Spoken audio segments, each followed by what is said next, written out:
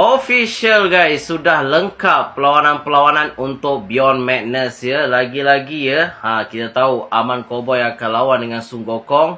Hari itu aku review, memang tak ada satu langsung. Sekarang dah penuh kan. Jom kita review satu-satu guys. Untuk Beyond Madness, kita ada Erwin ya. Nama macam yang watak anime Attack on Titan guys ya. Erwin lawan dengan Henricus. Ardiansyah lawan dengan Amirul Aiman. Lepas tu Devan lawan dengan Yusuf Polat. Lepas tu Randi lawan dengan Serdar. Lepas tu Gulba lawan dengan Eddie Boxing. Brian Fury lawan dengan Reko. Mitra lawan Ramadan. Lepas tu Weria lawan Aprilando. Lepas tu Umar Usman lawan dengan Ahmad. Haris Sofia lawan dengan Bashir. Nelson lawan dengan Kellen.